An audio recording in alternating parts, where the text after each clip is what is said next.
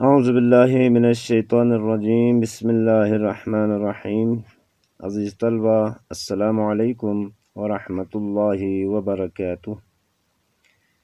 اسلامیات کا جو پہلا حصہ تھا قرآن مجید کے 2 سورتوں پر مشتمل تھا، یعنی سورہ انفال اور سورہ احزاب۔ سورہ انفال جو 9 کے سلیبس میں شامل تھے،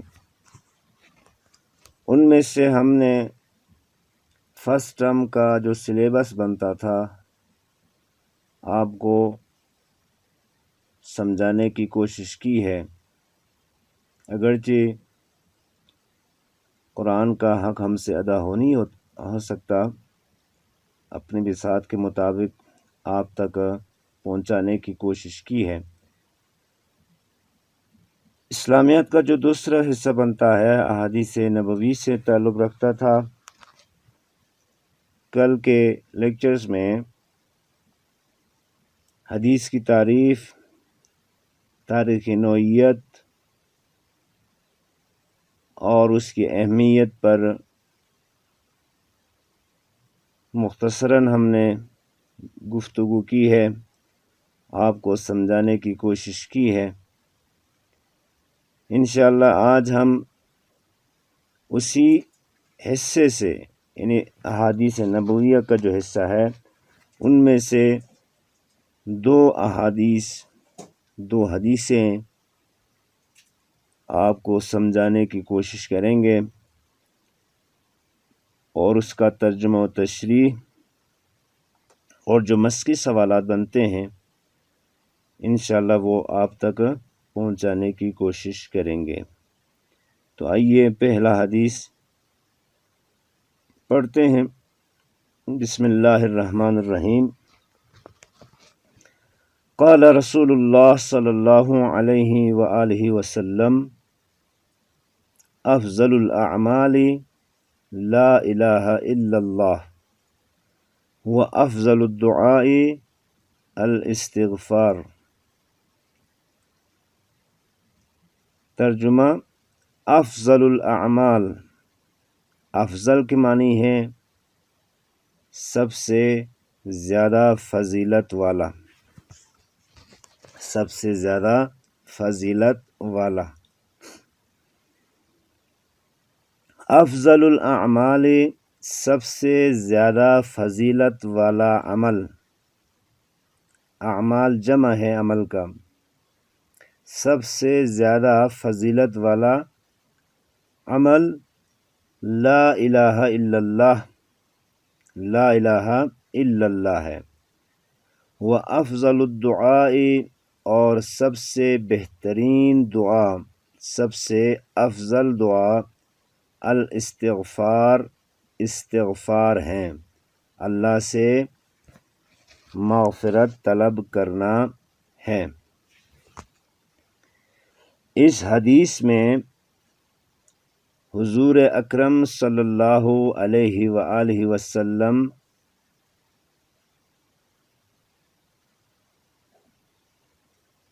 نے 2 حصے بیان فرمائے ہیں۔ اس حدیث مبارکہ کے 2 حصے ہیں۔ پہلے حصے میں اللہ تعالیٰ کی توحید کے اقرار کو سب سے زیادہ فضیلت والا عمل قرار دیا ہے،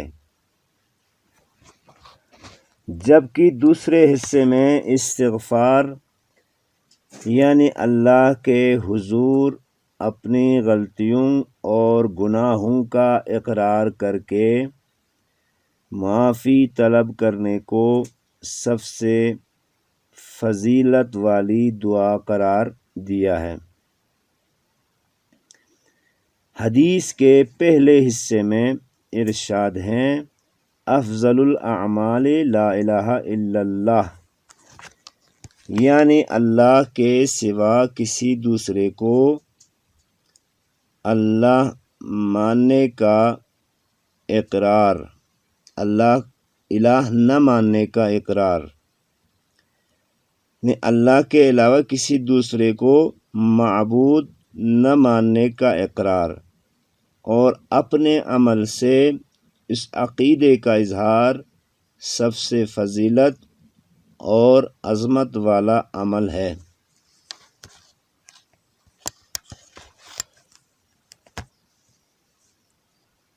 لا الہ الا اللہ میں لفظ الہ سے مراد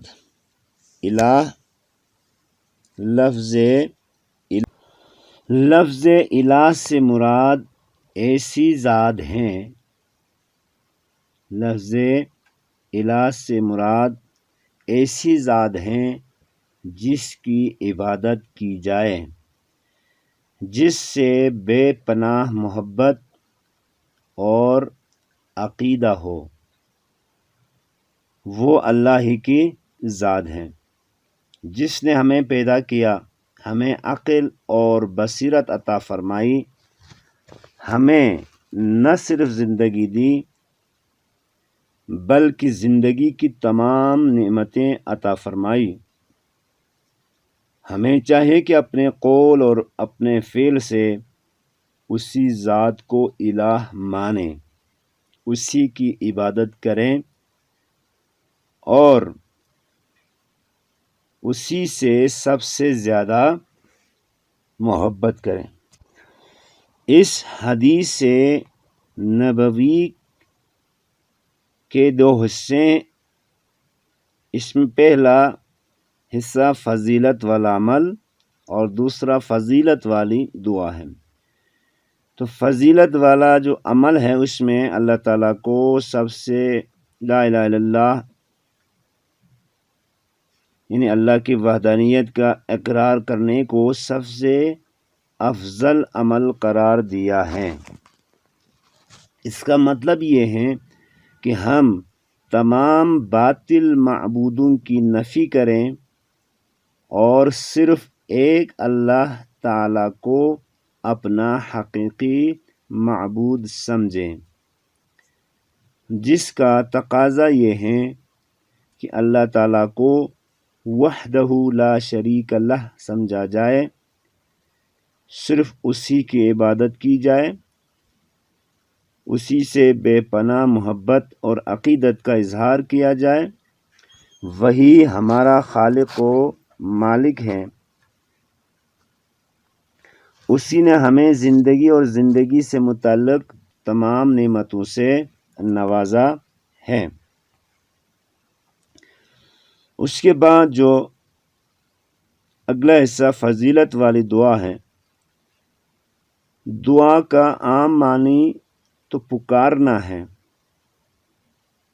فریاد کرنا، پکارنا، لیکن اصطلاح میں اپنی تمام ضروریات کو پورا کرنے اور مصیبتوں کو دور کرنے کے لیے اللہ تعالیٰ سے درخواست کرنا ہے۔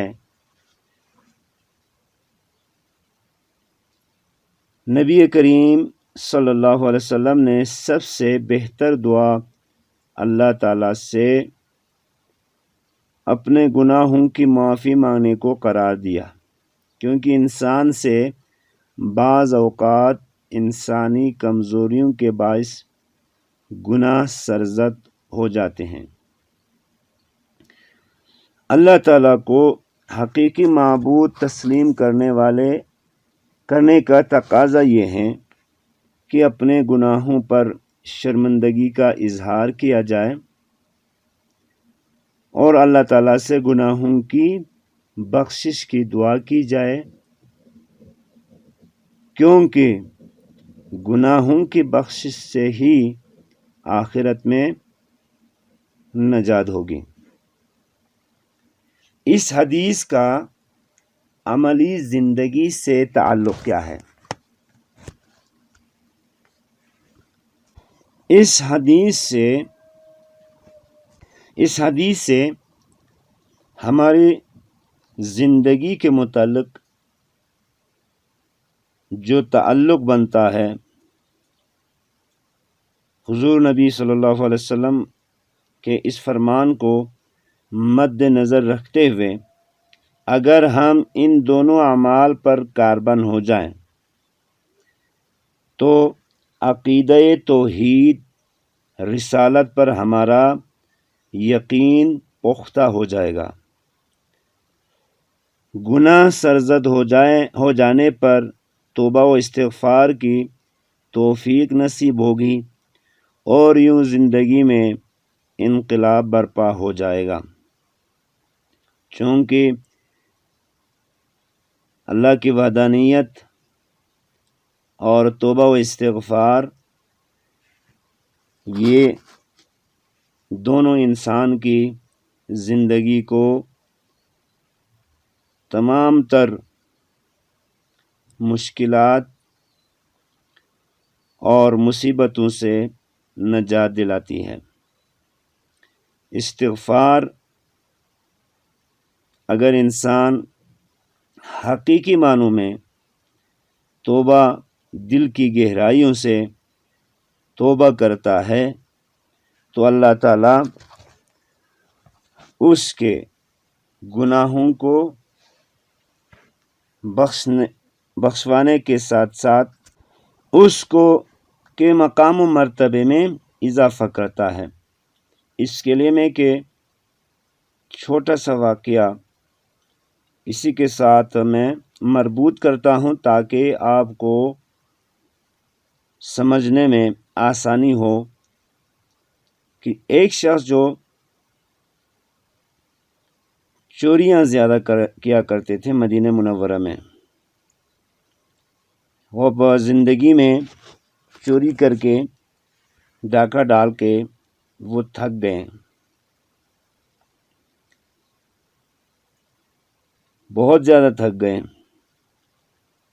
اور وہ پشیمان ہونے لگے تو اس نے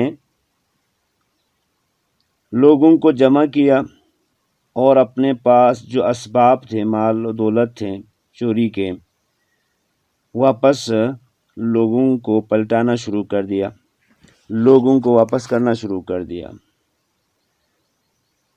نوبت یہاں تک پہنچ گئی کہ اس کے اپنے گھر کے تمام ساز و سامان بھی اسی میں ختم ہو گئے۔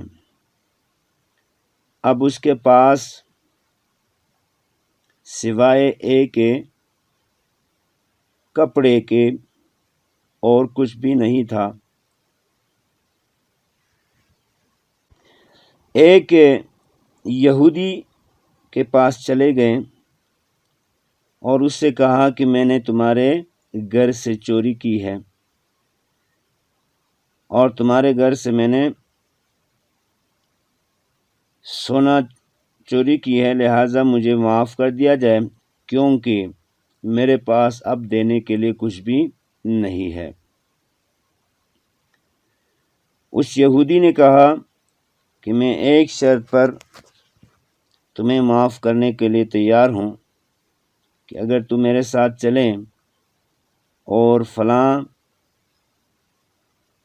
جگہ پر جا کر جو پتھر موجود ہے اس صحرا میں، اس پتھر کے نیچے میں نے سونے کی اینٹیں چھپا رکھی ہے، اگر وہ نکال کر میرے حوالے کر دیں گے تو میں تمہیں معاف کر دوں گا۔ لاچار وہ مسلمان چور اس کے ساتھ چلے گئے۔ جب صحرا میں پہنچ گئے تو اس یہودی نے کہا کہ میں یہاں بیٹھ جاتا ہوں اور صحرا کے درمیان میں موجود جو بڑا سا پتھر جو تمہیں نظر آ رہا ہے، جاؤ اور اس کے نیچے سے سونے کی اینٹیں نکال کر میرے حوالے کر دیں۔ وہ شخص چاروں ناچار اس پتھر کو نکالنے کے لیے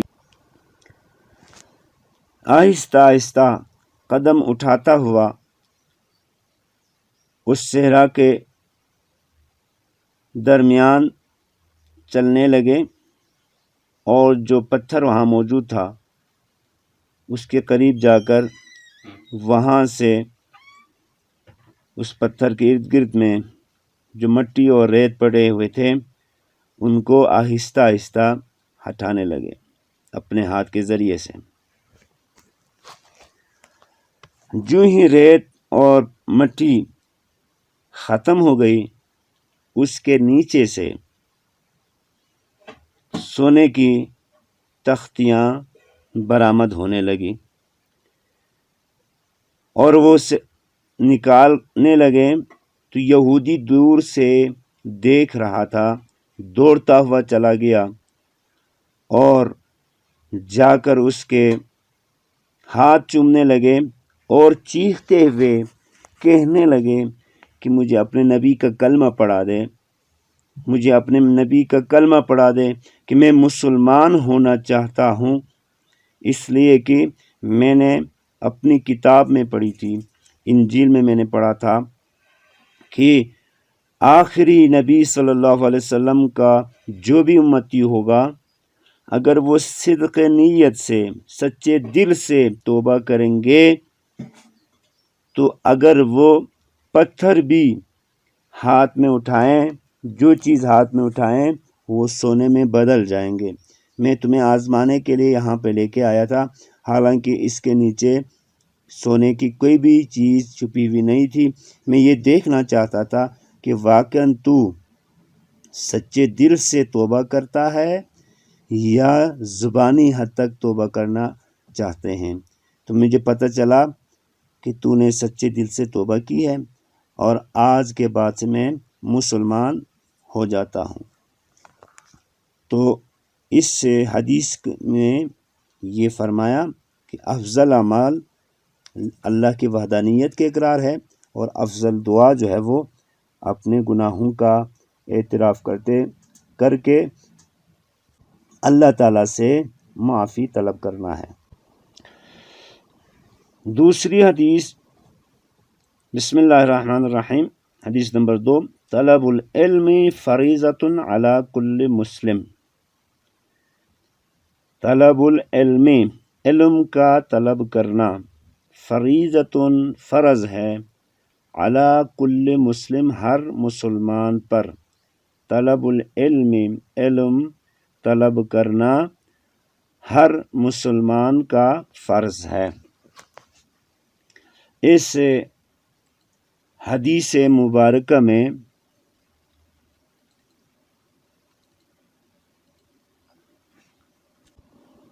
اس حدیث کا موضوع علم کی فضیلت ہے۔ اس حدیث میں ہر مسلمان مرد و عورت پر علم کا حصول فرض قرار دیا ہے، کیونکہ علم حاصل کرنا انسان کا فطری تقاضا ہے۔ پہلا جو ہیڈنگ بنتا ہے، فطری تقاضا۔ علم حاصل کرنا انسان کا فطری تقاضا ہے، کیونکہ اس کے لیے اپنی ذات اور کائنات کے بارے میں جاننا ضروری ہے تاکہ وہ دنیا میں ترقی کر سکیں۔ دوسرا پوائنٹ جو ہے وہ مذہبی تقاضا۔ علم کے بغیر انسان نہ تو اپنے حقیقی معبود کو پہچان سکتا ہے اور نہ ہی نیکی اور برائی کی پہچان ہوتی ہے، جبکہ اللہ تعالیٰ کے احکام اور رسول اللہ صلی اللہ علیہ وسلم کے ارشادات کو پہچاننے کے لیے بھی علم ضروری ہے۔ تیسرا پوائنٹ، رسول اللہ صلی اللہ علیہ وآلہ وسلم کی دعا۔ اللہ تعالیٰ نے رسول اللہ صلی اللہ علیہ وآلہ وسلم کو علم کی دعا کرنے کے لیے حکم دیا اور ارشاد فرمایا، وَقُلْ رَبِّ زِدْنِی عِلْمًا، وَقُلْ رَبِّ زِدْنِی عِلْمًا۔ اے رسول، آپ اللہ تعالیٰ سے دعا کیجئے کہ اے میرے رب، میرے علم میں اضافہ فرما۔ چوتھا پوائنٹ، اخروی نجات، آخرت کی نجات۔ قیامت کے دن حقیقی نجات کا انحصار اللہ تعالیٰ اور اس کے رسول صلی اللہ علیہ وسلم کی طرف سے عائد کردہ فرائض کی ادائیگی پر ہوگا۔ اس لیے ہر نیکی اور گناہ اور ہر اچھائی کا علم ہونا ضروری ہے تاکہ اچھائی کی جائے اور برائی سے بچا جائے۔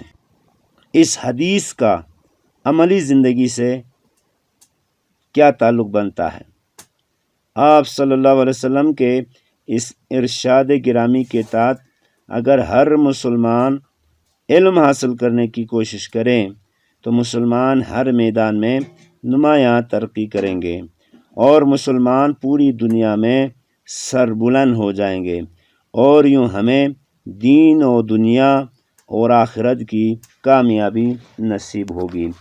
اور ایک طریقے سے یہ ہیں کہ جس کے پاس زیادہ علم ہوں گے اس کے اندر ان کی ساری عاجزی بڑھتی چلی جائے گی، اس کے اندر زندگی گزارنے کے طور طریقے آ جائیں گے، اس کے آداب میں اضافہ ہوگا۔ اس کو اس طریقے سے ہم سمجھا سکتے ہیں اس مثال کے ذریعے سے کہ جو درخت ہیں پھلدار اور غیر پھلدار درخت، آپ دیکھیں جو پھلدار درخت ہیں اس کی شاخیں بلند سے بلند ہوتی جاتی ہے، لیکن جو پھلدار درخت ہیں اس کی شاخیں جتنی پھل اس پر آ جاتی ہے اتنے ہی وہ نیچے جھک جاتے ہیں، یعنی تاکہ اس سے ہر انسان استفادہ کر سکے، ہر انسان فائدہ حاصل کر سکے۔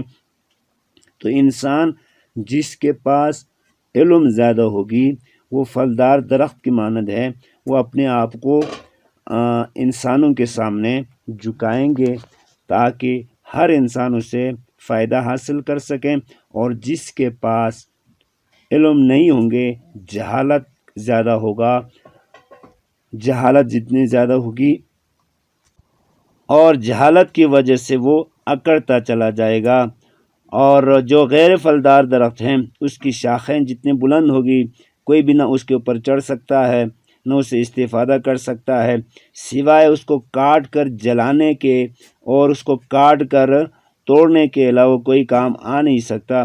اسی طرح وہ انسان جس کے پاس علم نہیں ہوگی، جہالت جتنی زیادہ ہوگی وہ اکڑتا چلا جائے گا اور اس کے غرور و تکبر میں اضافہ ہوتا جائے گا، وہ کسی کو خاطر میں نہیں لائیں گے، اور جس کے پاس علم زیادہ ہوں گے وہ ہر انسان کو اپنا جیسا سمجھ لیں گے، اپنے سے زیادہ بہتر سمجھ لیں گے، لہٰذا علم کا حصول ضروری ہے۔